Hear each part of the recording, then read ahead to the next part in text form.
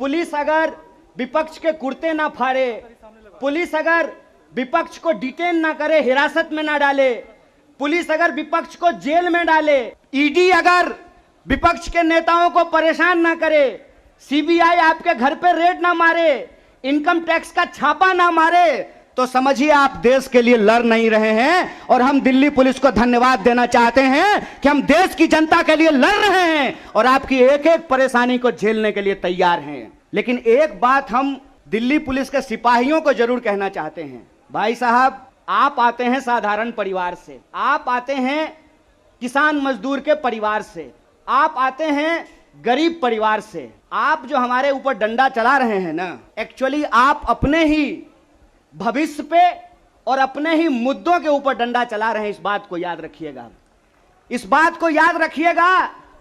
और रिकॉर्ड तो करते ही आप लोग, बढ़िया सा रिकॉर्ड करके गृह मंत्री को सुना दीजिएगा। इस बात को याद रखिएगा कि डीसीपी साहब प्रमोट होकर के चले जाएंगे, डीजीपी बन जाएंगे, लेकिन जो आज इस देश की आर्मी के साथ हो रहा है वो बात किसी दिन किसी भी पुलिस के साथ हो सकता है। इस बात को याद रखिएगा, इस बात को याद रखिएगा कि आज जिस तरीके से देश के लिए जो सम्मान की बात है, जो सर्वोच्च बलिदान की बात है, अगर उनकी नौकरी को ठेके पे किया जा रहा है तो कल आपकी नौकरी को भी ठेके पे किया जा सकता है। इसीलिए कांग्रेस पार्टी पिछले 12 तारीख से यह सत्याग्रह कर रही है। लेकिन यह जो सत्याग्रह है, जंतर मंतर पे जो सत्याग्रह हो रहा है, इस सत्याग्रह का मूल कारण यह भी है कि हम सिर्फ अपने नेता को नहीं बचाना चाहते हैं। मीडिया वालों, मैं आपसे खास करके कहना चाहता हूं, हम अपने नेता को नहीं बचाना चाहते हैं। एक कहावत है, सच को आंच नहीं होता है। हमको अपने नेता की चिंता नहीं है। हमारा नेता कुछ गलत नहीं किया और सरकार उसका कुछ गलत नहीं कर सकती। इस बात को याद रखिएगा। हमको अपने नेता की चिंता नहीं होती है। और हम इस सरकार को कहते हैं, साहेब, हर चीज का एक मंत्र नहीं होता है। बीजेपी चाहती है कि हर नेता पे एक ही जंतर का इस्तेमाल कर ले। तो मैं भाजपाइयों को कहना चाहता हूं, रे भाजपा वालों, ये राहुल गांधी हैं, इंदिरा गांधी के परिवार से आते हैं, राजीव गांधी के बेटा हैं, आतंकवादी से नहीं डरे। तुम तो वैसे भी माफी मांगने वाले लोग हो भाई, तुमसे क्या डरेंगे यार। ईडी उडी से डर नहीं लगता है। ईडी से हम अपने नेता को नहीं बचाना चाहते हैं। हम बस इस देश की जनता को बताना चाहते हैं कि ईडी इनके घर पे आया क्यों है।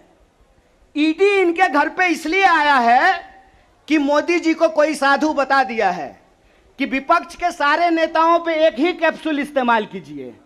एक कैप्सूल सबके ऊपर बराबर लागू नहीं होता है। सब धन 22 पसेरी नहीं होता है। इनको लगता है कि एक बार ईडी भेज देंगे तो कांग्रेस पार्टी डर जाएगी, कांग्रेस के कार्यकर्ता डर जाएंगे और चुप होकर के बैठ जाएंगे कि देखो देखो इसके नेता के ऊपर ईडी आ गया है तो कार्यकर्ता को कौन पूछता है।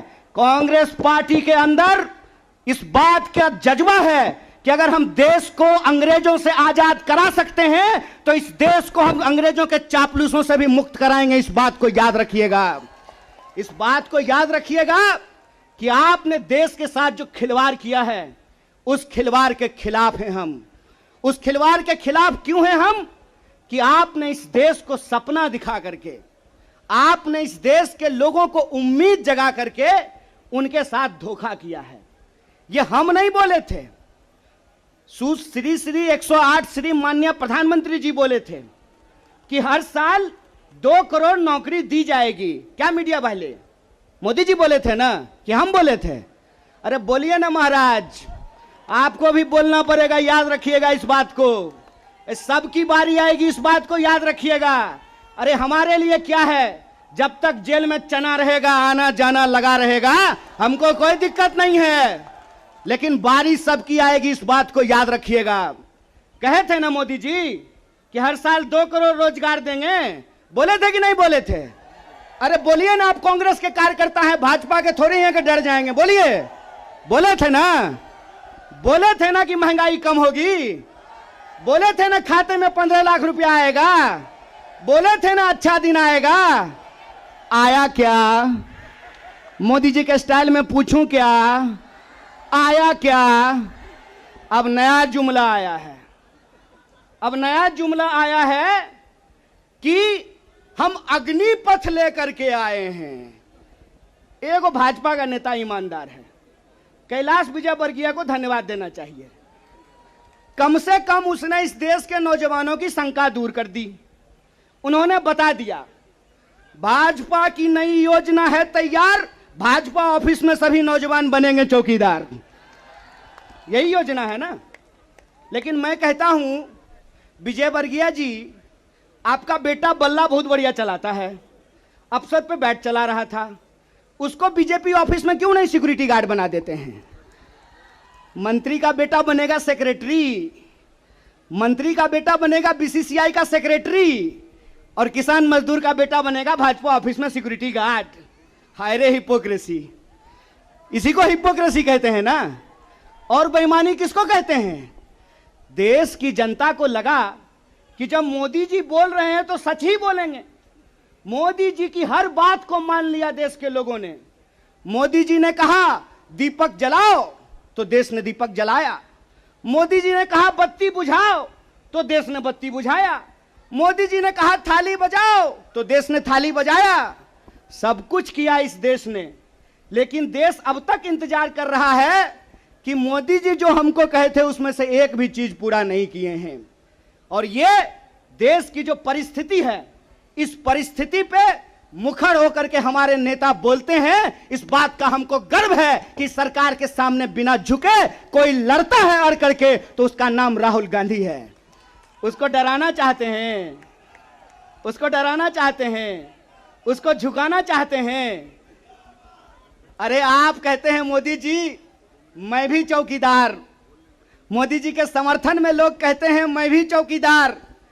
ये चौकीदार नहीं हैं, ये देश के ठेकेदार हैं।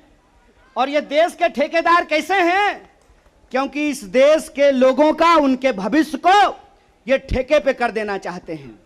ये जो अग्निपथ योजना है, इसकी मोटी मोटी बात आप समझ लीजिए।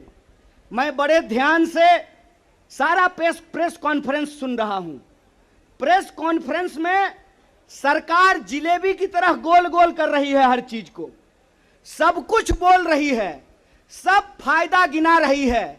हो सकता है कि कोई भाजपा का मंत्री यह भी आकर के कह दे कि अग्निपथ योजना में शामिल होने के बाद आपका बाल नहीं गिरेगा। जिस तरीके से उसके फायदे गिनाए जा रहे हैं, लेकिन असली बात नहीं बताया जा रहा है। एक सिंपल सवाल है, सरकार को इस बात का जवाब देश के नौजवानों को देना चाहिए। क्या सिंपल सवाल है कि जो भर्तियां हो रही थी वो भर्ती होगी कि नहीं होगी? सवाल नंबर एक। सिंपल बात है, पहले आर्मी में हर साल 75,000 कम से कम लोग बहाल होते थे। बाद में बीजेपी ने इसको घटा करके 50,000 कर दिया। और पिछले 2 साल में, अब तीसरा साल है, 50,000 लोगों को भी भर्ती नहीं की गई। बहाना क्या दिया गया? बहाना दिया गया कि कोरोना था इसीलिए भर्ती नहीं किए। हाय मोदी जी, कोरोना था तो चुनाव लड़ लिए, बंगाल में जाकर के दीदी ओ दीदी कर लिए, सब जगह चुनाव हो गया, उत्तर प्रदेश का चुनाव हो गया, बुलडोजर बाबा आ गए, लेकिन आर्मी की भर्ती नहीं हुई। यह बेईमानी है कि नहीं है? रोजगार देने में कोरोना है और चुनाव लड़ने में कोरोना नहीं है। और अगर आप बैकलॉग को देखेंगे, 50,000 को अगर मान लें तब भी 1.5 लाख बहाली होनी चाहिए थी। 1.5 लाख ये बहाली नहीं कर रहे हैं। 1.5 लाख बहाली ये करेंगे कि नहीं करेंगे इसको ये नहीं बता रहे हैं। ऊपर से ये एक नया योजना लेकर के आ गए हैं। तो एक ना छोटा सा कहानी हमको याद आ रहा है। बच्चा बहुत जोर जोर से रो रहा था, कहा मम्मी दूध पिला दो, दूध पिला दो। मम्मी उसको उठा करके अलमीरा पे बिठा दी। बच्चा मम्मी को यह नहीं कहता है कि मम्मी दूध पिला दो, बच्चा चिल्ला चिल्ला करके कह रहा है कि मम्मी अलमीरा से नीचे उतार दो, नीचे उतार दो। लोग मांग रहे थे हर साल 2 करोड़ नौकरी, इन्होंने हर साल 2 करोड़ नौकरी नहीं दी, ऊपर से एक नया योजना लेकर के आ गए हैं। पूरा का पूरा भाजपा के तंत्र को उसमें लगा दिए हैं कि आप बताइए कि अग्निपथ के क्या फायदे हैं। अरे सिंपल सी बात है, बिहार में एक कहावत है, नहाया हुआ शरीर और खाया हुआ शरीर नहीं छुपता है।